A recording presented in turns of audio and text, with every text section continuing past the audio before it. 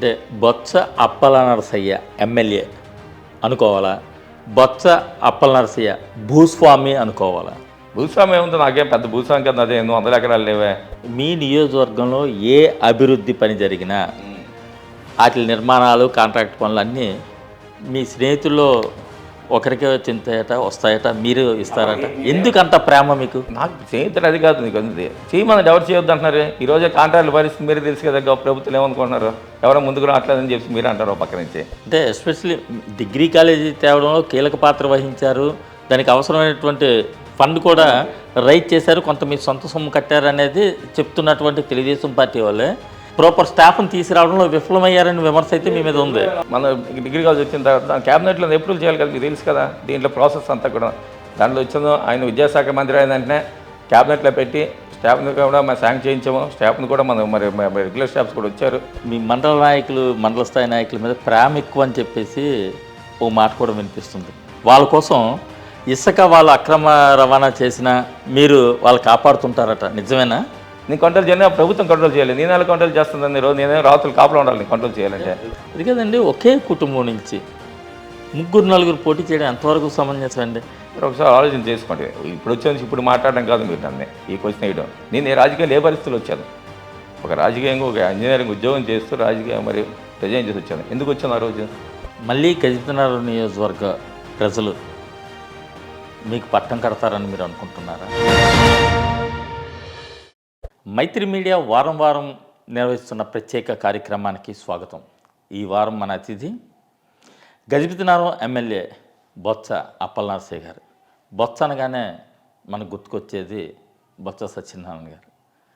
మంత్రిగా గతంలో పిసిసి చీఫ్గా సేవలు అందించినటువంటి బొత్స సత్యనారాయణ గారి సోదరుడే బొత్స అప్పల నరసయ్య గారు. గజపతినగరం నియోజకవర్గానికి సంబంధించి, అలాగే రాష్ట్ర రాజకీయాలకు సంబంధించి, టోటల్గా పార్టీ వ్యవహారాలకు సంబంధించి ఏ విధంగా సాగుతుంది, ప్రస్తుత రాజకీయ పరిస్థితి ఎలా ఉంది అనే దాని మీద ఆయన అడిగి తెలుసుకుందాం, మాట్లాడదాం. నమస్కారం. నమస్కారం అండి. ఎలా ఉన్నారు సార్? బాగున్నాను సార్. అంటే ఈ మధ్యన మీ పార్టీ అధిష్టానం ప్రజల వద్దకే పాలన అనే విషయంలోనూ చాలా ఎక్కువ కార్యక్రమాలతోటి పబ్లిక్లోకి మిమ్మల్ని తీసుకెళ్తుంది. అసలు నాకు తెలిసి వైసీపీ ఎమ్మెల్యేలు ఎవ్వరికీ క్షణం తీరిక లేని పరిస్థితి ఉంది. ఇది మిమ్మల్ని వ్యక్తిగతంగా బాధిస్తుందా, లేకపోతే ఇది పార్టీ పరంగా మీకు ఏమైనా లాభం చేకూరే అవకాశం ఉందా? ఇది జనరల్గా పార్టీ పరంగా చాలా మంచి కార్యక్రమం. ఇది మా ప్రీత ముఖ్యమంత్రి జగన్మోహన్ రెడ్డి గారు ఒక మంచి ఆలోచనతో పెట్టిన కార్యక్రమం గడప గడపకి మన ప్రభుత్వం. ఈ కార్యక్రమం చేయడం వల్ల నేరుగా మేము ప్రజలను కలిసే అవకాశం, మాకు తెలియని విషయాలు తెలుసుకునే అవకాశం, ఏ కార్యక్రమాల గ్రామంలో చేయాలనేసి ఆలోచన చేసే అవకాశం ఈ గడప గడప కార్యక్రమంలో.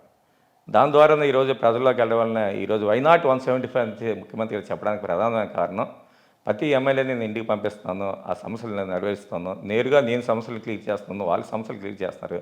కాబట్టి ఎక్కడక్కడ ప్రభుత్వం మీద వ్యతిరేకత ఉండదన్న భావంతోనే ఈ కార్యక్రమం స్వీకరించడం చాలా అద్భుతమైన కార్యక్రమం అని చెప్పి నేనైతే నమ్ముతున్నాను.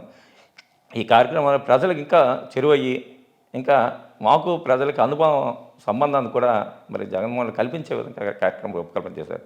చాలా వండర్ఫుల్ కార్యక్రమం ఇది. దీన్ని అసలు ఎంచడానికి లేదు. నిజంగా ఎమ్మెల్యే అనేవాడు, ఎందుకంటే మాకు దేనికి ఎందుకుంటారు, మాకు ప్రజలకు మంచి సర్వీస్ చేస్తానికి 5 సంవత్సరాలు మాకు అధికారం ఇస్తారు ప్రజలు. ఆ అధికారాన్ని ఏ విధంగా సద్వినియోగం చేశారో చేసి చూపెట్టారు మా ముఖ్యమంత్రి జగన్మోహన్ రెడ్డి గారు.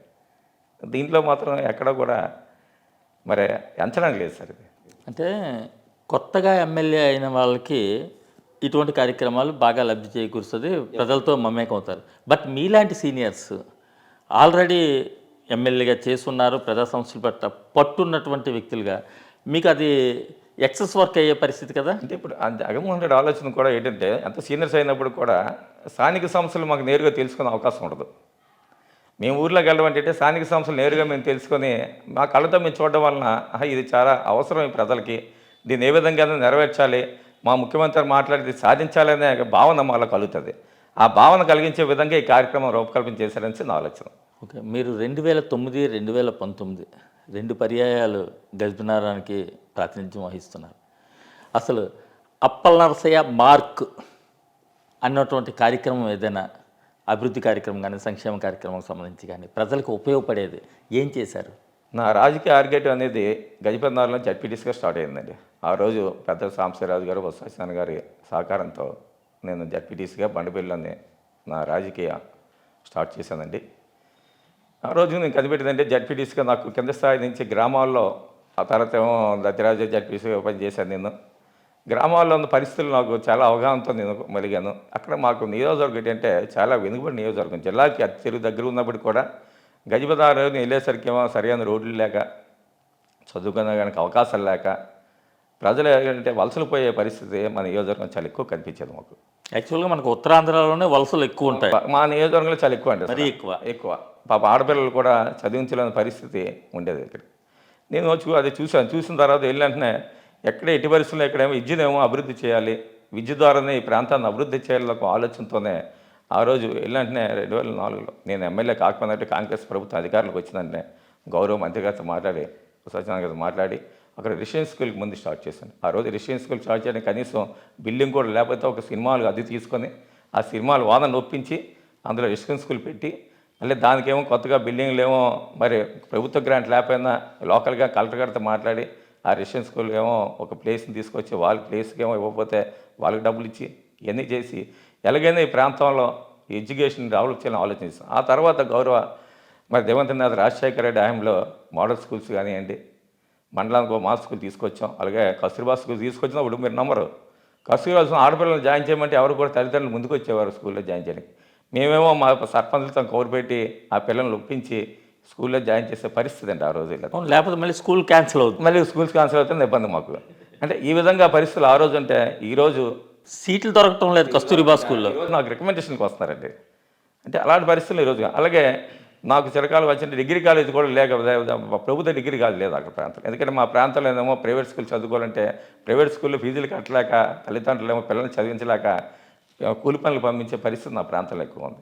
దాన్ని కూడా అధిగమించాలని చెప్తే డిగ్రీ కాలేజీ చేయాలని ఆలోచన చేస్తే మరి నేను హామీలో ఎమ్మెల్యేగా ఉన్నప్పుడు ఆలోచన చేస్తాను. ఆ తర్వాత తెలుగుదేశం ప్రభుత్వం నాయుడు గారు వచ్చి ఏదో జీవో తీసుకొచ్చారు కానీ డిగ్రీ కాలేజ్ పెట్టలేవారు. ఆ జీవో వచ్చిందంటే నేనైతే వెంటనే వచ్చిందని ఎమ్మెల్యే అయిన వెంటనే మరి ఆ జీవోని తీసుకొచ్చి పెద్దలతో మాట్లాడి వెంటనే కాలేజ్ ఓపెన్ చేసి దానికి సంబంధించిన ఇన్ఫ్రాస్ట్రక్చర్ అన్నీ కూడా మా సొంత డబ్బులతో పెట్టి దానికి కావాల్సిన ఫీజు కూడా సొంత డబ్బులు కట్టి ఈరోజు డిగ్రీ కాలేజ్ కూడా ఓపెన్ చేసాం. దానికి 5 ఎకరాల స్థలం కావాలంటే 5 ఎకరాల స్థలం కూడా మరి ఇవ్వడం జరిగింది. తొందరలోనే దానికి కావాల్సిన ఈరోజు తెలుగుదేశం పార్టీ నాయకులు కూడా మనం చెప్తున్నారు, నేనేదో దానికి సంబంధించి స్టాఫ్ని ఇంకా వేయలేదని. స్టాఫ్ని కూడా అఫీషియల్గా మరి క్యాబినెట్లో పెట్టి మరి స్టాఫ్ని కూడా వేయడం జరిగింది. మరి వాళ్ళు కూడా తొందరలోనే కూడా వాళ్ళు కూడా మొన్న వచ్చారు. అంటే ఇవన్నీ కూడా చెప్తానంటే మాకు ఒక ఆలోచన, ఈ ప్రాంతంలో విద్యను ఏ విధంగా అభివృద్ధి చేయాలి, ఈ ప్రాంతాన్ని అభివృద్ధి చేయాలని ఒక ఆలోచన తప్ప ఇంక వేరే ఆలోచన అయితే మాకు ఏది లేదు. అంటే ఎస్పెషల్లీ డిగ్రీ కాలేజీ తేవడంలో కీలక పాత్ర వహించారు, దానికి అవసరమైనటువంటి ఫండ్ కూడా రైజ్ చేశారు, కొంత మీ సొంత సొమ్ము కట్టారు అనేది చెప్తున్నటువంటి తెలుగుదేశం పార్టీ వాళ్ళే. బట్ స్టాఫ్ విషయంలో మాత్రం ఇంకా దానికి ప్రాపర్ స్టాఫ్ని తీసుకురావడంలో విఫలమయ్యారని విమర్శ అయితే మీ మీద ఉంది. మనం డిగ్రీ కాలేజ్ వచ్చిన తర్వాత దాని క్యాబినెట్లో అప్రూవల్ చేయాలి కదా, మీకు తెలుసు కదా దీంట్లో ప్రాసెస్ అంతా కూడా.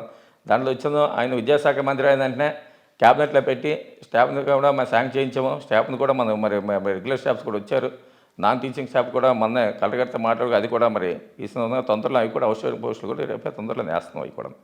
అంటే మా టైంలో ఏదైనా సరే చేసే అవకాశం నేను ఎమ్మెల్యేగా ఉన్నప్పుడు ఎన్ని కార్యక్రమం పూర్తవుతాయి.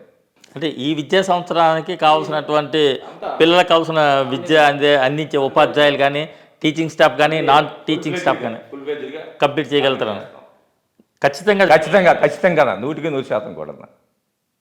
ఎందుకంటే మేము ఏదైతే మా నాయకుడు జగన్మోహన్ రెడ్డి మాకు ఇచ్చింది అదే, ఏదైనా చెప్పామంటే ప్రజలకి చెయ్యాలి అనే ఆలోచన ఏదైతే మా నాయకుడికి ఉందో ఆ ఆలోచన మాకు కూడా ఉంది. మీరు చెప్పారు కస్తూరిబా స్కూల్ కాంచి డిగ్రీ కాలేజీ వరకు బొత్స అప్పలనరసయ్య మార్కు చూపించగలిగామని.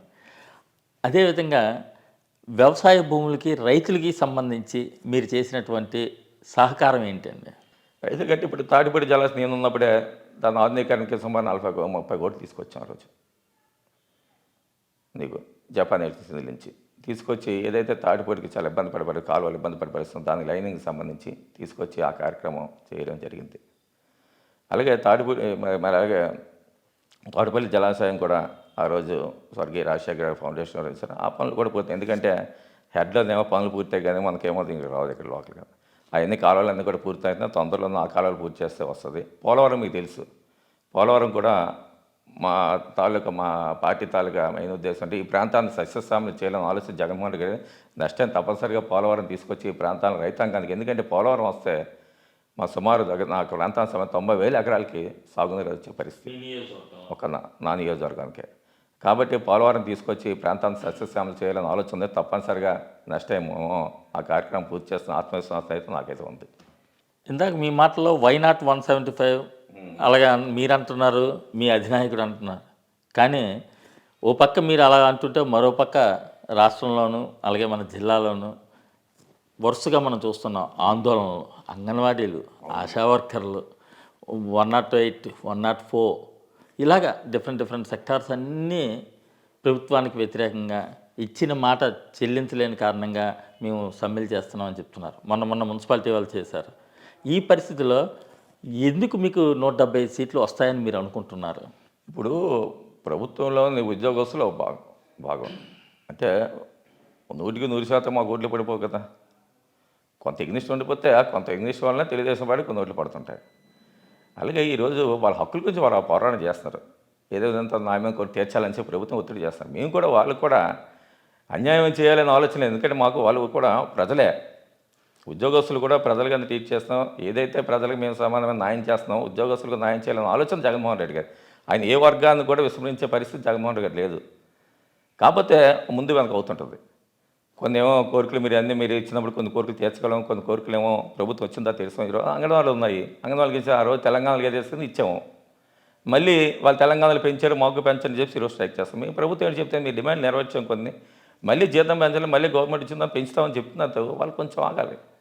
ప్రతిదీ ప్రభుత్వం మీద డిమాండ్ చేసి ఈ రోజున్న పరిస్థితుల్లోనే ఈరోజు అంగన్వాడీ ప్రాముఖ్యమైన సంక్షేమ కార్యక్రమాలు అందట్లేదా చెప్పండి. ఈ జీతం మీద ప్రభుత్వం ఈ జీతం మీద వాళ్ళు బతుకుతున్నారా? వాళ్ళ ఇంట్లో పెన్షన్స్ కానీ, వాళ్ళ ఇంట్లో వచ్చిన చేతులు కానీ, వాళ్ళ ఇంట్లో వచ్చిన ఆసరా కానీ, వాళ్ళకు ఉన్న ఫీజు కానీ ఏమి అందలేదు చెప్పండి. అంటే ప్రభుత్వం ఎన్ని కార్యక్రమాలు ఇస్తున్నప్పటికీ ప్రభుత్వం చేసిన మంచి పనులు కూడా గుర్తించి ప్రభుత్వం ఏది డిమాండ్ చేస్తుంది, ప్రభుత్వం ఏది సమస్యలు పరిష్కరిస్తుంది ఆలోచించాలి. ఏదో కొంతమంది పార్టీల వెనకాల నుండి వాళ్ళని ఆడిస్తుంటే వీళ్ళు ఆడుతుంటే కరెక్ట్ కాదు. అది మనం కూడా ఆలోచన చేసుకోవాలి. ఎన్నికల ముందు ఈరోజు ఏం చేస్తాం ప్రభుత్వం, ఇంకో రేపు వస్తుంది ఎన్నికల్లోనేమో ప్రభుత్వాన్ని అస్థిరపరచాలి అన్న ఆలోచన కొన్ని రాజకీయ పార్టీలు ఉంటే ఆ రాజకీయ పార్టీలకి తందానంటే అది కరెక్ట్ కాదు కదా. ఇక ప్రభుత్వం ఇప్పుడు జగన్మోహన్ రెడ్డి గారు నాకు తెలిసినందుకు ముఖ్యమంత్రిగా అన్ని అందరి వర్గాలని అందరి ప్రజల్ని కూడా సమానంగా చూడాలి. 5 కోట్ల మంది నా ప్రజలు అనుకున్న ఈరోజు ఉన్నారు. కానీ ఒక వైఎస్ఆర్ కాంగ్రెస్ పార్టీ మనుషులకే పనిచేయాలని ఆలోచన అక్కడ లేదా ఆయనకి? ఆయన ఎప్పుడు మాట్లాడిన చూడండి మీరు. 5 కోట్ల ప్రజలు అంటారు. ఏ కార్యక్రమం ఇచ్చినా, ఏ సంక్షేమ కార్యక్రమం 5 కోట్ల ప్రజలు సమానంగా న్యాయంగా అందాలని ఆలోచన చేస్తారు తప్ప తెలుగుదేశం పార్టీ వాడుకో, లేకపోతే జనసేన వాడుకో, లేకపోతే కమ్యూనిస్ట్ పార్టీ వాడుకో, బీజేపీ వాడుకో ఏదో ఎక్కడైనా పథకాలు ఆపని చేసి ఒక్కసారి ఆయన నోటి వచ్చిందా మీకు? రాలేదే. కాబట్టి వీళ్ళు కూడా విస్మరించే పరిస్థితి లేదు. మీ ఎవరిని కూడా ఉద్యోగస్తులు కూడా అందరినీ సమానంగా చూసుకునే బాధ్యత జగన్మోహన్ తీసుకుంటారు. అది మన నమ్మకం ఉండాలి. ముందు ఏదైనా మాకు ముఖ్యమంత్రి ఉన్నారు, మాకు పని చేస్తారని నమ్మకం ఉంటే తప్పనిసరిగా ఆయన చేస్తారు. అంతేగాని నేనేమో చేస్తా కానీ ఒప్పుకోను అని భయపడుతుంటే ప్రభుత్వాన్ని భయపడవలసిన పరిస్థితి కాదు కదా. ఏదైనా సరే అది ఉద్యోగస్తులు ప్రభుత్వంలో భాగం. మనం ఎంతవరకు ఉండాలో అంతవరకు ఉండాలి. నేను ఉద్యోగం చేసి వచ్చాను, ఉద్యోగం తాలూకు బాధలు నాకు తెలుసు ఏంటంటే. అలాగని చెప్పి ప్రభుత్వాన్ని డిమాండ్ చేసి ప్రభుత్వాన్ని ఏమో అలాగే ఎలక్షన్ ముందే వాళ్ళు భయపెట్టి మేమేమో ఓటేస్తామని చెప్పి మీరు అంటున్నారు. ఇప్పుడు అంటే ప్రభుత్వాన్ని ఓడించేస్తాం అంటే ఓడించేస్తామని చెప్పి మీకు పని చేయాలి వాళ్ళకి మేము. అది కరెక్ట్ కాదు కదా. ఇప్పుడే ఉద్యోగస్తులు అంటే ఉద్యోగస్తులు ధర్నా చేస్తున్నారు కదా, వాళ్ళు ఓడించేస్తారు కాబట్టి వాళ్ళకి పని చేసేయాలని చెప్తే ఇంకా ప్రభుత్వాలు ఎందుకు, మరి ప్రజలు ఎందుకు? అది ఆలోచన చేసుకోవాలి కదా మనమే సరే. వాళ్ళ డిమాండ్ కొంతవరకు మేము నెరవేర్చాము. ఇప్పుడు మన మినిస్టర్ గారు చెప్పారు మొన్న 11 డిమాండ్లు ఇస్తే 10 డిమాండ్లు నెరవేర్చాము. ఇంకొక డిమాండ్ నెరవేర్చలేదు. తొందరలోనే ఆ డిమాండ్ కూడా నెరవేర్స్తామని చెప్పి ఎన్నికల నెరవేర్స్తామని చెప్పాము. ఇంకా ఇప్పుడు కూడా వాళ్ళు స్ట్రైక్ చేయడం అనేది భావ్యం కాదు కదా. నిజంగా ప్రజలకు అంగన్వాడీలో ఎంతసేపు ఉందో ఆలోచించండి. మేము కూడా ఇప్పుడు అంగన్వాడీ పోస్టులు మాలో మేము నా హయాంలో చాలామంది వేసాం. అందరికీ చెప్తాం కొంచెం ఆగండి, ఎలక్షన్ తర్వాత మేము కూడా మీ గురించి ఆలోచన చేస్తాము. రేపు ఎన్నికలు అయిపోతుందని మేము కూడా ముఖ్యమంత్రికి మాట్లాడి మీ సమస్యలను పరిష్కరించే దిశగా మా ఎమ్మెల్యేలు కూడా మాట్లాడతామని చెప్తుంటే వాళ్ళు ఎందుకు వాళ్ళ వెనకాలేమో కమ్యూనిస్ట్ పార్టీ వాళ్ళ వెనకాల నాడిస్తుంటే అది భావ్యం చెప్పండి. ఆలోచన చేసుకోవాలి ఏదైనా సరే. గత ఎన్నికల్లో ముక్కోన పోటీలో ఒక దగ్గర 4 పోటీ పడిన సందర్భం. కానీ ఈసారి జనసేన తెలుగుదేశం కలిసి సమరసంకారం పూరిస్తున్నటువంటి పరిస్థితుల్లోనూ వాటిని వైసీపీ సమర్థవంతంగా ఎదుర్కోగలదనుకుంటున్నారా? Point number 1. పాయింట్ నెంబర్ 2, మీ నియోజకవర్గంలో మీకు ఎటువంటి పరిస్థితి ఎదురు కాబోతుంది? అంటే మీరు అడిగిన క్వశ్చన్ ఇప్పుడు అది రాష్ట్రం మొత్తం మీద ఎదుర్కొంటున్నారా లేకపోతే మా కాన్స్టిట్యూన్సీలో ఎదుర్కొంటున్నా అడుగుతున్నారా? ఓవరాల్గా చెప్తున్నాను. మీ పార్టీ రాష్ట్రం మొత్తం, మీ నియోజకవర్గంలో మీ పరిస్థితి ఏంటి? మీరు చెప్పారు కదా మా జగన్మోహన్ రెడ్డి గారు, ఎన్ని పార్టీలు వచ్చినా సరే 5/175 అంటున్నాం మేము. అన్ని పార్టీలు కలిసే కదా మేము చెప్తున్నాం, వాళ్ళందరూ కలిసిపోతారు. ఈరోజు చెప్పట్లేదు, మా మా మా ముఖ్యమంత్రి గారు ఎప్పటి నుంచో చెప్తున్నారు. అన్ని పార్టీలు, అన్ని ఛానల్స్, అన్ని పత్రికలు అన్నీ మాకు ఇన్వెస్ట్గా మా మీద దండయాత్ర చేస్తే మేము సింగిల్గానే పోటీ చేస్తామని చెప్పేసి. ఎందుకంటే మేము చేసిన సంక్షేమ కార్యక్రమాలు మా ముఖ్యమంత్రి గారు ఏదైతే ప్రజలకు వాగ్దానం చేశారో 5 సంవత్సరాల ముందు, ఎన్నికల ముందు, ఆ వాగ్దానం నెరవేర్చి మళ్ళీ ఎన్నికల్లోకి వెళ్తున్నారు ఆయన. అంటే ప్రజలకి ఒక విశ్వాసం. ఈరోజు ముఖ్యమంత్రిగా మళ్ళీ జగన్మోహన్ రెడ్డి వస్తే ఈ రాష్ట్రం మళ్ళీ అభివృద్ధి చెందుతూ ఒక ఆలోచన. అలాగే ఉత్తరాంధ్ర ప్రాంతంలోనే ముఖ్యమంత్రిగా మళ్ళీ జగన్మోహన్ ఎందుకుంటేనే మరి పరిపాలనా రాజధాని వైజాగ్ వస్తుంది, వైజాగ్ ప్రాంతం అభివృద్ధి చెందుతుంది, ఉత్తరాంధ్ర ప్రాంతం అభివృద్ధి చెందుతుంది ప్రగాఢమైన విశ్వాసం ఈరోజు ఈ ప్రాంతంలో ఉంది. అలాగే ఈరోజు జనసేనకి ఒక స్థిరమైన రాజకీయ ఇది లేదు. ఆ ప్యాకేజీలకు ఆయనేమో అమ్ముడిపోతున్నాడన్న ఆలోచన ఈరోజు ప్రజలందరికీ వచ్చేసింది. ఇంకా మన ప్రాంతానికి వస్తే, మన ప్రాంతంలో జనసేన ప్రాబల్యం ఎక్కడుంది చెప్పండి మీరు? ఎక్కడుంది గ్రామంలో జనసేన గురించి మాట్లాడుతున్నారు? నా నియోజకవర్గంలో అయితే అసలు జనసేన గురించి పెద్ద పట్టించుకోవాల్సిన పరిస్థితి లేదు. అంటే మీ నియోజకవర్గంలో ఒకప్పుడు మంత్రి చేసినటువంటి వ్యక్తి ఈరోజు జనసేన పార్టీలో ఉన్నారుగా. మంత్రికి ఆవిడకి ఏమిటి ఉందో ఓటు బ్యాంక్ వెళ్ళి ఒక నియోజకవర్గం అడిగి తెలుస్తుంది మీకు. నేను చెప్తే ఏంటి మళ్ళీ బాగోదు కదా. ఇప్పుడు ఆ మంత్రి చేసిన అక్కడ తెలుగుదేశం వచ్చిందా ఆవిడ బయట నుంచి వచ్చిందా అంటే తెలుగుదేశం పాటు ఓట్లే ఆవిడ తీసుకెళ్తుంది, కానీ నా ఓట్లు ఎందుకు తీసుకెళ్తే చెప్పండి? ఆవిడ ఎక్కడి నుంచి వచ్చింది? నాకు దగ్గర నుంచి వచ్చింది ఏమన్నా? తెలుగుదేశం పార్టీ నుంచి వచ్చింది. తెలుగుదేశం ఓటు బ్యాంక్ ఆగిరెడ్డి తీసుకెళ్తారే, నాకు ఎక్కడి నుంచి తీసుకెళ్తారు? అలాగైతే ఈసారి ఎన్నికల్లో ఒక కొత్త పరిణామం చోటు చేసుకోబోతుంది. మీ నాయకుడు జగనన్న విడిచిపెట్టిన బాణం షర్మిల ఈరోజు ఆమె పీసీసీ చీఫ్గా బాధ్యతలు చేపట్టినటువంటి పరిస్థితి. రేపు మరి కాంగ్రెస్ పార్టీ నుంచి, ఒకప్పుడు కాంగ్రెస్ పార్టీయే మీది వైసీపీ, ఇప్పుడు అదే వైసీపీలోంచి విడిపోయినటువంటి ఈమె కాంగ్రెస్లోకి వస్తున్నారు. దీని ఇంపాక్ట్ మీ పార్టీ మీద ఏ మేరకు ఉంటుంది అనుకుంటున్నారు? ఇంతవరకు ఉండొచ్చు, ఎందుకంటే రాజశేఖర రెడ్డి బిడ్డగా ఆవిడ మీద కొంచెం ప్రేమ అభిమానం ఉంటాయి, కానీ వ్యక్తిగతంగా పార్టీ దగ్గరికి వచ్చారు మాత్రం ఎక్కడ కూడా ఆ ఇంపాక్ట్ పడదు. ఎందుకంటే రాజశేఖర రెడ్డి బిడ్డగా అభిమానిస్తాం ఆవిడని, మా జగనన్న చెల్లిగా అభిమానిస్తాం ఆవిడని. అంతేగానే రాజకీయ పరంగా ఈరోజు కాంగ్రెస్ పార్టీలో మేము కాంగ్రెస్ పార్టీలో ఉన్నప్పుడు ఆ సిద్ధాంతాలు పాటించాం. ఆ రోజు జగన్ గారికి ఎగ్నిస్ట్గా మేము మాట్లాడాం. ఈరోజు జగన్ గారికి పార్టీలో ఉన్నప్పుడు ఆయన తాలూకా సిద్ధాంతాలని పొందుపుచ్చాం, ప్రజల్లోకి వెళ్ళాం కాబట్టి, ఆయన పార్టీ సింబల్ మీద గెలిచాం కాబట్టి ఆయన సిద్ధాంతాలు అమలు చేస్తాం. అంతే తప్ప కాంగ్రెస్ పార్టీకి ఈరోజు ఏమో వాల్యూ ఉంటుంది కదా. అదే పార్టీ ఇంకేంటి ఆవిడ ఏంటంటుంది, ఈరోజు నేనేమో అధికారం తీసుకొస్తే మాట అంటలేదే, పార్టీని బలోపేతం చేస్తా అంటుంది. తెలుగుదేశం పార్టీ నుంచి వెళ్ళిపోవచ్చు జనాలు, మా నుంచి వెళ్ళిపోతారు నమ్మకం మీకు. కానీ మీ పార్టీ నుంచి వచ్చిన ఆమె కదా, ఆమె ఆ పార్టీ నుంచి చూసి రావచ్చు నీకు. ఇప్పుడు పబ్లిక్ వాయిస్ ఇక్కడ ఉంది ఒక వైఎస్ఆర్ కాంగ్రెస్ పార్టీలోనే ఎక్కడ కూడా మైనస్ అనేది కనిపించట్లేదు. సంక్షేమ కార్యక్రమాలు అన్నీ అందుతున్నాయి ప్రజలకి. ఈ విధంగా మేము కానీ మా నాయకుడు కానీ తప్పు చేస్తే ఆటోమేటిక్గా పక్క చూపులు చూస్తారు నాయకులు. కానీ మేము ఎక్కడ కూడా మా ప్రభుత్వం కానీ మా నాయకుడు కానీ మేము కానీ ఇక్కడ ఉన్న జిల్లా నాయకులు ఎక్కడ కూడా తప్పు చేయకుండా రాజకీయాలు చేస్తున్నాం. ఈరోజు ప్రజలు ఎందుకు పక్క దూరం చూస్తారు చెప్పండి? నాయకులు కానీ ఎందుకు పక్కదారి పడతారు చెప్పండి? నేను చెప్తుంది పక్కదారి ఎప్పుడైనా పెట్టారంటే మన నాయకత్వం బాగోపో, పార్టీ నాయకత్వం బాగోతే పక్కదారి చూపులు చూస్తుంటారు. ఇప్పుడు వెళ్ళిపోయారు ఎవరు? జగన్మోహన్ రెడ్డికి ఎందుకు టికెట్ ఇవ్వదంటున్నారు? ఆ తాలూకు ఎమ్మెల్యే తాలూకు పంచాంగం బాగోలేదు. ఎమ్మెల్యే మీదేమో పార్టీ క్యాడర్ కానీ లేకపోతే ప్రజల తాలూకా సర్వే రిపోర్ట్ తెప్పించుకుంది, పంచాంగం బాగుపోతుంది పక్కన పెట్టినారే బాబు, నువ్వు పక్కకెళ్ళు, నీకు మంచి అవకాశం ఇస్తానని చెప్పేసి ఆయన పిలిచి ఎంత మాట్లాడి పార్టీ పెద్దలు మాట్లాడుతున్నారు, ఆయన మాట్లాడి మళ్ళీ నీకు ఇంకేదో ఒక అవకాశం ఇస్తుంది, ఇంకో లైన్లో ఇంకో ఇస్తానని చెప్పి ప్లాట్ఫామ్ పెడతానని చెప్పి చెప్తున్నారు. ఇన్ని విధాలుగా ఒప్పించి ఆ నాయకులు పక్కన పెట్టారు. వాళ్ళేమో లేదు నా దగ్గర ఏమో ఎమ్మెల్యేకి సంపాదించిన డబ్బు ఉంది, నేను మళ్ళీ ఇంకో పార్టీకి వెళ్ళి పోటీ చేస్తానంటే పోటీ చేయమని ఎవడుతున్నారు? అలాంటి వాళ్ళు వెళ్ళిపోతున్నారు తప్ప పార్టీ సిద్ధాంతాలు కట్టుబడి పార్టీ ఏ పని చేస్తా ఉన్నారో పార్టీలో ఉంటున్నారు చాలామంది. కాబట్టి ఆ భయం అయితే మా పార్టీకి లేదు, మా నాయకుడికి లేదు. ఓకే, ఆ విషయం అలా ఉంచితే మీ మీద ఒక ఆరోపణ ఉందండి. చెప్పండి.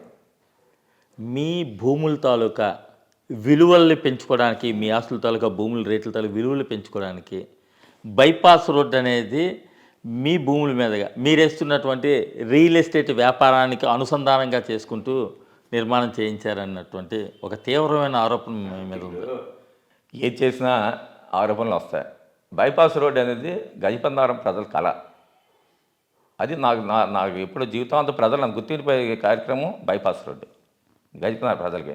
ఎందుకంటే చాలా ఇబ్బంది పడుతున్నారు రోడ్లోంచి ఊర్లోంచి రావాలంటే ప్రజలు కానీ దేనికైనా సరే ఆ రోడ్లు ఇరుగైపోయి బళ్ళు ఇబ్బంది పడే పరిస్థితులు ఉంటే బైపాస్ కావాలని ఎప్పటి నుంచి నేను ఫస్ట్ టైం ఎమ్మెల్యే దగ్గర నుంచి వాళ్ళని అడుగుతున్నారు, ఇప్పుడు కాదు. ఆ రోజు నాకంటే ముందు తాటి వెంకటరావు కూడా బైపాస్ రోడ్ వేయాలని ప్రయత్నం చేశారు. ఆయన కూడా ఏది ఏట్లోంచి వేస్తే దాంట్లో కూడా వీళ్ళ పాడలే. ఆ రోజు ఉపాధి హామీ నిధుల్లోంచి వేయాలని చూశారు. ఆ రోజు ఆయన కూడా చేయలేపాడు ఆ పని. నేను చేస్తే ఈరోజు ఏమో నా భూమిలో నాకు తెలుసా బైపాస్ రోడ్లో నాది కూడా నా భూమిలో కొంత కూడా నాకు 20 సెంట్లు ఉంటే అక్కడ 2 సెంట్లు పోయింది బైపాస్ రోడ్లో. నా భూమిలో ఏం లేవు అంతకుముందు, నా భూమిలో అంతకుముందు ఎప్పుడో నేను ఎమ్మెల్యే అవ్వకముందు కొన్ని భూములు ఉన్నాయి నాకు అక్కడ. అందులో చివరిలో ఉన్నాను అవి కూడా. అది బైపాస్ రోడ్ ముందే లేదు అవి. ముందు వాళ్ళు చాలామంది ఆ గ్రామంలో ఉన్న పెద్దలకు ఉపయోగపడతాయి. అంటే ఈ ఆరోపణలు చేయడం నా భూమికి దానికి సంబంధం లేదు అసలు. అంటే సంబంధం లేకుండా మాట్లాడితే నేనే చెప్తాను. ఇప్పుడు నా భూమి ఉంది, నా భూమి పక్కన కానీ రోడ్ వేసాం అనుకో, మీరు చెప్పింది కరెక్టే.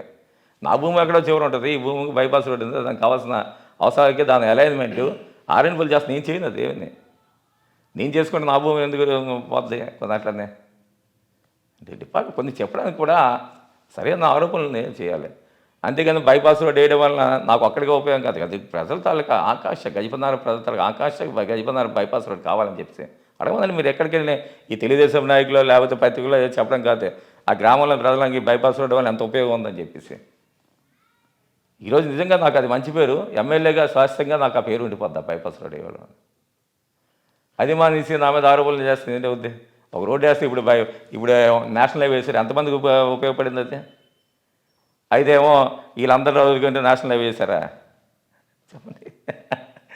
ఏం చెప్తామో దానికి. తర్వాత మీకు మీ మండల నాయకులు, మండల స్థాయి నాయకుల మీద ప్రేమ ఎక్కువ అని చెప్పేసి ఓ మాట కూడా వినిపిస్తుంది. వాళ్ళ కోసం ఇసుక వాళ్ళు అక్రమ రవాణా చేసినా మీరు వాళ్ళు కాపాడుతుంటారట, నిజమేనా? ఇప్పుడు నీకు ఒకటే, నా ప్రాంతం అంతా కూడా ప్రతి గ్రామం నుంచి ఏడు వెళ్తుంటుంది, ప్రతి ఊర్లోంచి కూడా సదనకి వెళ్తుంది, చంపావతి నిధిలోంచి అలాగ వెళ్తుంటుంది. మా దగ్గర చంపావతి వరకు దగ్గర నాకు తెలిసి ఆ మండలం దగ్గర 300-400 ట్రాక్టర్లు ఉంటాయి, తక్కువ కాదు మీకు 304 ట్రాక్టర్లు. ఇప్పుడు మండల నాయకులు అంటే ఒక మండల నాయకుడు ఆ ఏట్లో ఆ ఊర్లోని కూడా ఇసుకుంటుంది, ఇంకా గ్రామంలో ఇసుకుంటుంది. ఆ మండల నాయకుడు కాదు ఆడికి చెడిపోయి వస్తుంది, కానీ నేను దాన్ని కంట్రోల్ చేయడం పరిస్థితి నాది కాదు. ఆ ఊర్లోనే రావుతో తెలాలు వేసిన అడిగాను కాపలా ఉంటుందా? 400 ట్రాక్టర్లు మీరు చూడండి, ఎవరిదో ఇసుకెత్తుంటే మీరు ఏమైనా కనుక్కోగలరు చెప్పండి. ప్రతి ఊర్లోనే ట్రాక్టర్లు ఉన్నాయి, ప్రతి ఊర్లోనే ఇసుకుంది. తెలుగుదేశం కూడా తీసుకెళ్తున్నారు, వైఎస్ఆర్గా తీసుకెళ్తున్నారు, బీజేపీ కూడా అందరూ తీసుకెళ్తారు ఇసుకని. దాన్ని కంట్రోల్ నేనే చేస్తాను ఎమ్మెల్యే కింద. అది చేయవలసిన ప్రభుత్వ అధికారులు. వాళ్ళేమో నేనే కంట్రోల్ చేసిన చెప్పానండి. ప్రభుత్వ వాళ్ళకి నువ్వేమో ఇసుక నువ్వేమో పట్టుకుంటే ఎవరిని కూడా చేతుని ఎక్కడని చెప్పానండి. నేను ఓపెనింగ్గా చెప్పాను. ఆ రోజు కేఏ నాయుడు గారు ఏమో నా మీద ఆరోపణలు చేసి చెప్పాను, నువ్వు ఓపెనింగ్ నా బ్యాంక్ అకౌంట్లు ఇస్తాను, నా అకౌంట్లు ఇస్తాను, ఎవరితో మాట్లాడి చెప్పాను, నా ఫోన్ నెంబర్ ఇస్తాను, మొత్తం ఓపెన్గా చెప్పాను. నాకేమో భయం లేదని చెప్పేసి, నా అకౌంట్లో ₹1 ఎవరిదో పడిందని చూడు అని చెప్పేసి. ఎందుకు చెప్తున్నాను అంత ధైర్యం కదా? నాకు దాని సంబంధం లేదు అసలు. లోకల్గా నేను కంట్రోల్ చేయలేను. నేను కంట్రోల్ చేయను, ప్రభుత్వం కంట్రోల్ చేయలేదు. నేను ఎలా కంట్రోల్ చేస్తుందని రోజు నేనే రాత్రులు కాపలా ఉండాలి నేను కంట్రోల్ చేయాలంటే. ప్రభుత్వ అధికారులు కంట్రోల్ చేయాలి అని అంటున్నారు. ప్రభుత్వంలో మీరే భాగమైనప్పుడు మీరు చెప్తే అధికారులు వినరా? నేను చెప్తాను కంట్రోల్ చేస్తాను. నేను చెప్తున్నాను కదా, ఇక్కడ లోకల్ డాక్టర్ ప్రభుత్వ అధికారులు ఇప్పుడు ఒక ఏరియా ఉందంటే ఒక రీచ్ ఉందంటే దాన్ని ఏమో కంట్రోల్ చేయొచ్చు. ప్రతి ఊర్లో నీకు ఉన్నాయి డాక్టర్లు, దానికి బోల్డ్ తోవలు ఉంటాయి. ఎవరిని కంట్రోల్ చేసి ఎంతమంది పోలీసు సేవలు పెడతారు మీరు చెప్పండి, నాకు తెలియకూడదు. అంటే మనం ఆరోపణలు చేసే ముందు ఏదైనా ఒక రీచ్ ఉందంటే దాంట్లో ఇసుకెళ్తే మనం పట్టించుకోవచ్చు. అలాంటిదేమో ఒక 15-20 గ్రామాలు ఉంటుంటే ఆ 20 గ్రామాల్లో బోల్ తోవలు ఉంటుంటే దాన్ని కంట్రోల్ చేయాలంటే నాటుబళ్ళు వెళ్తుంటే నాటుబళ్ళు తిన్న వాళ్ళు ఇసుకేమో ఉదయం లేసి ఎక్కడో డంప్ చేసుకుంటారు, అది తోవలను ఎక్కడో దాని నుంచి మళ్ళీ ట్రాక్టర్ తీసుకెళ్తారు. ఎక్కడ మేము ఎలాగ చేస్తాం అంటున్నది.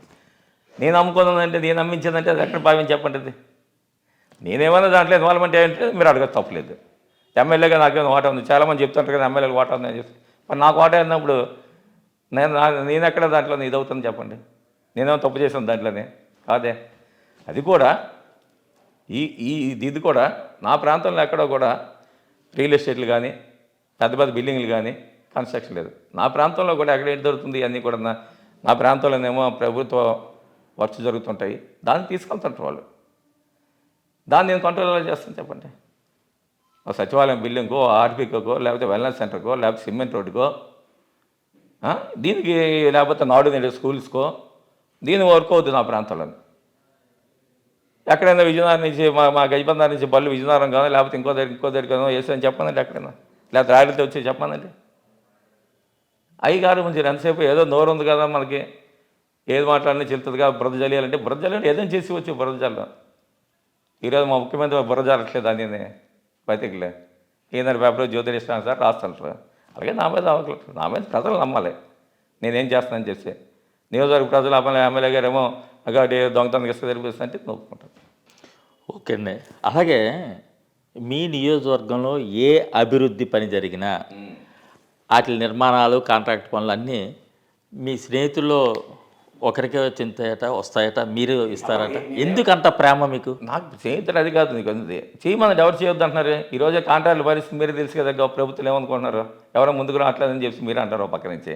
మరి మా దగ్గర ఎందుకు డబ్బు ఉన్నా లేకపోయినా, డబ్బు బిల్లు వచ్చినా రాకపోయినా చేసుకెళ్ళిపోతున్నారు. ఈరోజు మార్కెట్ కమిటీ నా కాన్స్టిట్యున్సీలో ఎక్కడ కూడా రోడ్డు కూడా గతుకులమై లేదే. నేను ఏదో వాళ్ళ బతిమాలో నేను చేయరా బాబు వీళ్ళు ఇప్పిస్తాం లేదని చెప్పి ఈరోజు ఏమో ఎక్కడా కూడా రోడ్లకు ఇబ్బంది లేకుంటే చేసే పరిస్థితి ఉంది.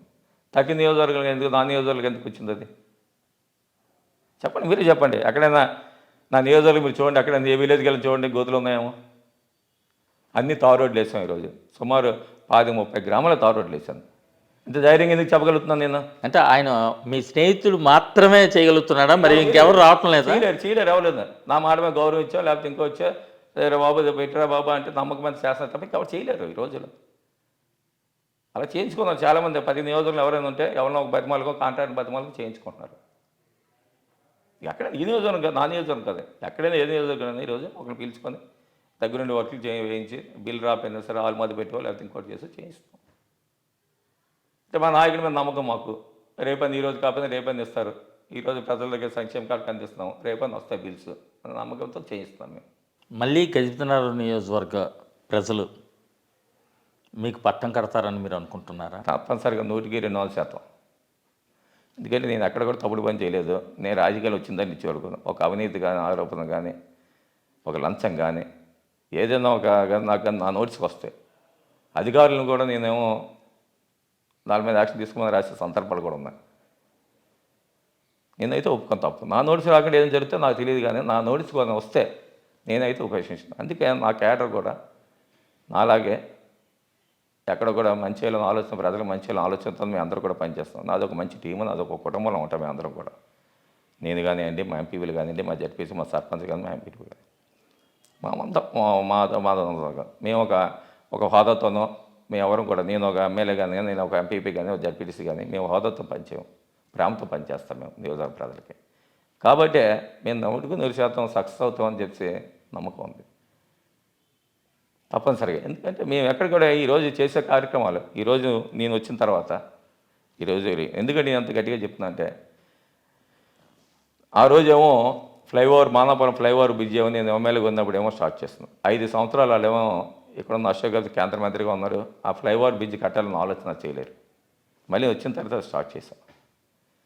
ఈరోజు మొత్తం హైవే అంతా గతుకులం అయిపోతుంది. వచ్చిన తర్వాతే సుమారు 140 కోట్ల రూపాయలతో ఈరోజు హైవే కానీ గజపతినగరం కొత్త బ్రిడ్జి కూడా వేసే కార్యక్రమం చేశాం.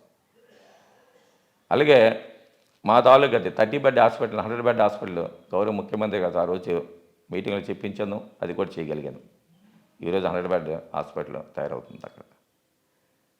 ఈరోజు కొన్ని గ్రామాలకు బ్రిడ్జెస్ కావాలంటే బ్రిడ్జెస్ వేసే కార్యక్రమం చేస్తాం. ఈరోజు రోడ్లు కానివ్వండి. అలాగే ఎంతో కాలంగా మరి నేను ఎమ్మెల్యే అవ్వకముందు కూడా వేస్తామని చెప్పాను. కొన్నిసార్లు లోగిసే రోడ్లకి అయిపోతాయి. మొన్న పిఎంజీసీలో శాంక్షన్ చేస్తున్నారు, రేపో మాపది. మళ్ళీ ఎన్నికల ముందు ఆ తారు రోడ్డు వేసి మళ్ళీ ఎన్నికలకు వెళ్తున్నా గ్రామాలకి. ఎందుకంటే ఏదైనా నమ్మకం, నేను ఏదైనా ఎమ్మెల్యేగా చెప్పారంటే చేస్తారని నమ్మకాన్ని ఈరోజు ప్రజల్లో క్రియేట్ చేశాను.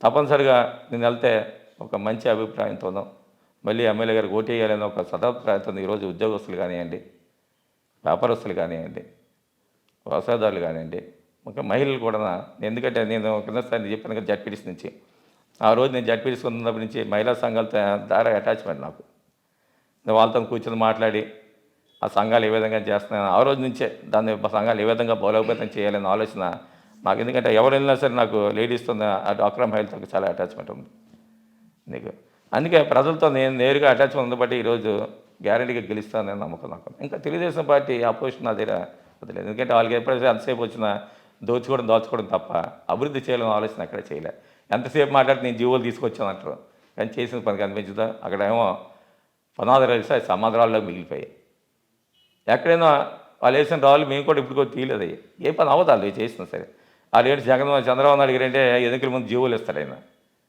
ఎందుకంటే ప్రజలు మభ్యపెట్టడానికి మేము ఎన్నికల ముందు జీవులేమో ఎన్నికల ముందు పనిచేసి మేమేమో వెళ్తాం వాళ్ళకి మాకు డిఫరెన్స్ అది మేము పనిచేసే జనాలకి ఓట్లు అడుగుతాము వాళ్ళేమో కాగితాలు చూపెట్టి ఓట్లు అడుగుతారు ప్రజలు మమ్మల్ని విశ్వసిస్తారా వాళ్ళని విశ్వసిస్తారా ఒకసారి ఆలోచన చేయండి అందుకే మా నమ్మకం 100% 100% గెలుస్తానని చెప్పడానికి కారణం పని చేసి మళ్ళీ నేను ప్రజల్లోకి వెళ్తాను ఈరోజు మా ముఖ్యమంత్రి గారు ఏదైతే సంక్షేమ కార్యక్రమం అందిస్తామని చెప్పారో ఏదైతే చెప్పారో ఆయన చెప్పిన ప్రకారం చేసాము నేనైతే గ్రామాల్లో మాట ఇచ్చానో ఆ మాట కూడా చేసి మళ్ళీ నేను ఈరోజు ప్రజల్లోకి వెళ్తాను కాబట్టి నన్ను విశ్వసిస్తారు ప్రజలు అంటే బొత్స అప్పల నరసయ్య ఎమ్మెల్యే అనుకోవాలా బొత్స అప్పల నరసయ్య భూస్వామి అనుకోవాలా భూస్వామి ఏముంది నాకేం పెద్ద భూస్వామి కదా అదే 100 ఎకరాలు లేవే నేను ఒకటి చెప్తాను నేను ఎప్పుడు కూడా నా బ్యాంకులో రూపాయి ఉండదు నా దగ్గర ఏమన్నా నా బయట ఏమైనా వస్తే నేను భూమి కొంటాను భూమి కొనడం తప్పని మీరు చెప్తున్నారా చెప్పండి నాకు ఏదైతే ఇన్కమ్ ట్యాక్స్ ఉందో ఆ ఇన్కమ్ ట్యాక్స్ పరిధిలో నేను లోపడే నేను కొనుక్కోవడం తప్ప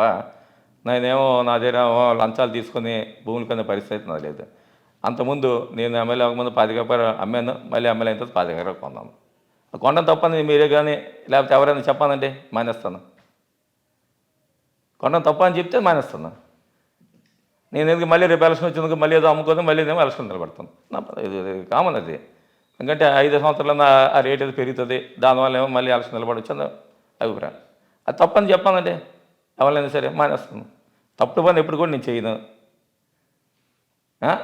ఏదో ప్రజలు హర్షించింది ప్రభుత్వ పరంగా న్యాయబద్ధంగా ఏదో నేను చేస్తాను తప్ప న్యాయపరంగా చేస్తాను తప్ప న్యాయానికి విరుద్ధంగా నేను పని చేయను ఎప్పుడైనా మీరు కనుక్కోండి నేను అక్కడ నేను ఎవడైనా భూమిలో ఏ రైతు దగ్గర అన్యాయంగా నేను దెబ్బని చెప్పానండి మీరు ఎక్కడ నిలండి ఏ రైతు దగ్గర నేను కొన్ని భూమి అన్యాయంగా ఎవరిని బలవంతం లాక్కొని చెప్పానండి ఎవరైనా నా దగ్గరికి వచ్చి మీరు కొంతమంది అంటేనే నేను కొంటాను అది కూడా ఎందుకంటే నా మీద నమ్మకం వాళ్ళకి నా దగ్గర కొంతమంది అయితే మీరు డబ్బులు ఆ తర్వాత ఇవ్వండి రిజిస్ట్రేషన్ చేసుకుని బాబు అని చెప్పి చేయలేనుకోండి కొంతమంది అంటే నాయకుడి మీద నమ్మకం కానీ మన మీద నమ్మకం ఉంటే ఆ పని చేస్తారు మళ్ళీ అంతే తప్ప ఎవరి దగ్గరికి వెళ్ళి బలవంతంగా వెళ్ళి భూములు లాక్కోవడం లేకపోతే ఏదో ఆయన భయపెట్టో లేకపోతే ఇంకొక చేసే పరిస్థితి అదైతే కాదు అలాగే ఏమైనా ఉంటే ఉదాహరణ చెప్పండి దాని సంబంధం నేను చెప్తాను అలాంటి ఏమైనా ఉన్నాయో ఎవడైనా రైతు వచ్చి నేను వచ్చి ఇక్కడ ఎమ్మెల్యే గారు నా భూమి తీసుకున్నాడు బలవంతం చెప్పానండి అంటే ఏదో ఆరోపణలు చేయడం అనేది ఈరోజు మా మీద ఏ ఆరోపణలు చెబితే ఏదో ఒక వేగ్గా ఆరోపణలు చేయడం అందుకనే కన్స్ట్రక్టివ్ ఆరోపణ చేయమని దానికి సంబంధం చెప్తాను అంతేకాని వేగ ఆరోపణలు చేసి ఏదో ఎమ్మెల్యే గారు భూములు కొనిస్తారు మా కుటుంబం అంతా మీకు తెలుసు కదా మరి అందరికీ సంబంధించిన భూములు ఉంటాయి నా దగ్గర ఉంటాయి ఎక్కువగా మా కుటుంబం సంబంధించిన భూములు అనేది మా ప్రాంతంలో ఉంటాయి ఎందుకంటే మా ప్రాంతాలు ఎప్పుడు నుంచుకోండి దాన్ని కూడా భూస్వాములు అంటే ఎలాగవుద్ది మేము అందరం పంచుకుంటే మనిషిగా 15-20 ఎకరాలు రాదు దాన్ని అయితే నొక్కండి భూస్వామి కింద వస్తామా ఇప్పటికీ ఇంకా మీ తండ్రి గారు మీ పెద్ద తండ్రి గారు అందరూ కలిసే ఉన్నట్లే అందరం కలిసి ఉన్నాం కదా మేము అందరం కలిసి ఒక ఎమ్మెల్యే గారికి వాస్తులు ఉందంటే ఎక్కడ ఉంది చెప్పండి మేము ఇలా ఉండబట్టే ఈరోజు ప్రజలు మనల్ని విశ్వసిస్తున్నారు నమ్ముతున్నారు ఈరోజు అది కదండి ఒకే కుటుంబం నుంచి 3-4 పోటీ చేయడం ఎంతవరకు సమంజసం అండి ఈ మధ్యనే విశాఖ ఎంపీగా ఝాన్సీ గారిని మీ వదిన గారిని ప్రకటించారు గజపతినగరంకి ఇప్పుడు మీరు సిట్టింగ్ ఎమ్మెల్యేగా ఉన్నారు చీపురుపల్లికి మీ సోదరులు మంత్రి గారు సిట్టింగ్ ఉన్నారు అసలు ఒక కుటుంబం నుంచి 3 కరెక్టా చెప్పండి నేను రాజకీయాలు ఏ విధంగా వచ్చాను పరిస్థితులు ఏంటి మీరు ఒకసారి ఆలోచన చేసుకోండి ఇప్పుడు వచ్చాను ఇప్పుడు మాట్లాడడం కాదు మీరు నన్ను ఈ క్వశ్చన్ వేయడం నేను ఏ రాజకీయాలు ఏ పరిస్థితులు వచ్చాను ఒక రాజకీయంగా ఒక ఇంజనీరింగ్ ఉద్యోగం చేస్తూ రాజకీయ మరి రిజైన్ చేసి వచ్చాను ఎందుకు వచ్చాను ఆ రోజు కాంగ్రెస్ పార్టీ పరిస్థితి జిల్లాలో ఇబ్బంది పరిస్థితులు ఉన్నప్పుడు ఎలాగైనా జిల్లా పరిస్థితిని కవిసం చేసుకోవాలని చెప్పి రిస్క్ తీసుకొని మా ఫ్యామిలీ ఆ రోజు నేను కానీ మా వదిన కానీ నిలబడ్డాం ఆ సంగతి మేము తెలిసిందే కదా మేము బలవంతంగా వచ్చాము ఏమన్నా? ఆ రోజు ఏమన్నా మాకేమన్నా పూల బాట వేసి మమ్మల్ని ఏమో నిలబెట్టారు ఏమన్నా? ఏదో పార్టీ కోసం వచ్చారు, పార్టీ వల్ల లబ్ధి పొందారు కాబట్టి పార్టీ కోసం వచ్చారు. పార్టీ ఆ రోజు పార్టీ కొన్ని లబ్ధి పొందలేదు మేమేనే. కాంగ్రెస్ పార్టీ పార్టీ మీకు ఒక రికగ్నైజేషన్ ఇచ్చింది ఆ కదా. రోజు ఏం లేదే. ఆ రోజు సత్యబాబు గారు ఆ సత్యబాబు రేట్ ఆ రోజు అప్పుడు చెప్పండి రేట్. ఎంపీ ఎంపీ ఆయన ఏమో నిలబెట్టమని చెప్పేసి ఆ రోజు జిల్లా పరిషత్ కమిషన్ చేసుకుని ఆలోచన చేశారు. నన్ను రిజైన్ చేయించారు ఉద్యోగం నుంచి. నేను ఉద్యోగం చేసుకుందామని ఈరోజు ఒక సీఈఓ లెవెల్ ఎస్సీ లెవెల్ ఉండవలసిందండి. ఉద్యోగం రిజైన్ చేసి వచ్చాను తప్ప నేనేమన్నా పదవుల గురించి రాలేదు కదా. ఆ రోజు పోటీ చేసిన జడ్పీటీసీ ఆఖరికన్నా. జడ్పీటీసీ వచ్చి మళ్ళీ ఇంకో జడ్పీటీసీ అయ్యి ప్రజలతో అసలు అమాయకంగా ఉండి వచ్చాను నేను. అంతే తప్ప మీరు అనుకుంటే బస్సు వచ్చిన తమ్ముడు ఇగో పదవులు తీసుకుంటున్నాను అంటే నన్ను కరెక్ట్ కాదే. ఈరోజు బస్సు వచ్చిన తమ్ముడు కాకపోయినా సరే ప్రజలను అభిమానించారు కాబట్టి ఈరోజు నాకు జగన్మోహన్ టికెట్ ఇచ్చి మళ్ళీ నిలబెట్టారు. ఇలా నన్నే నిలబెడతారు. నేను ఓడిపోతుందంటే నా టికెట్ ఇస్తారు చెప్పండి. మేము కూడా అడగము అలాగా. మేము కానీ ప్రజల అభిమానం ఎప్పుడైతే కోల్పోతారో రాజకీయాలను తప్పుకుంటాను తప్ప ఎప్పుడు కూడా పార్టీ మీద రుద్ది పార్టీని బలవంతం ఎప్పుడు కూడా నేను అడగను. నా అభిమాన ప్రజల తాలూకు విశ్వాసం ఎప్పుడైతే కోల్పోతుందో రాజకీయాలు తప్పుకుంటాను. కానీ అంతేగాని మా పార్టీ మీద ఏమో రుద్ది మళ్ళీ నేను టికెట్లు తెచ్చుకునే పరిస్థితి నాది కాదు. అలాగే మా ఉదయన్ గారు అన్నారా, ఈరోజు మన ప్రాంతంలో ఉత్తరాంధ్ర ప్రాంతంలో అందరూ అనుకుంటున్నాం మనం ఎప్పుడు కూడా వైజాగ్లోనే బయట నుంచి వస్తారు ఉత్తరాంధ్ర ప్రాంతాల్లో అవకాశం ఉండదని చెప్పి ప్రజల తాలూకు అందరి తాలూకు కోరిక. ఈ కోరికను ఈరోజు జగన్మోహన్ రెడ్డి జగన్ నెరవేర్చారు. దాన్ని సంతోషించాలి కదా మనం, దాన్ని దర్శించాలి కదా మనందరం కూడా. జగన్మోహన్ రెడ్డి తీసిన నిర్ణయం చిన్న నిర్ణయం కాదు కదా. మా ఇంట్లో వచ్చు మేము ఉన్నా గెలిచినా ఈరోజు మీరందరూ మీ మనసా చెప్పి వైజాగ్లో గెలుస్తున్నాం అనుకుంటున్నావా లేదా?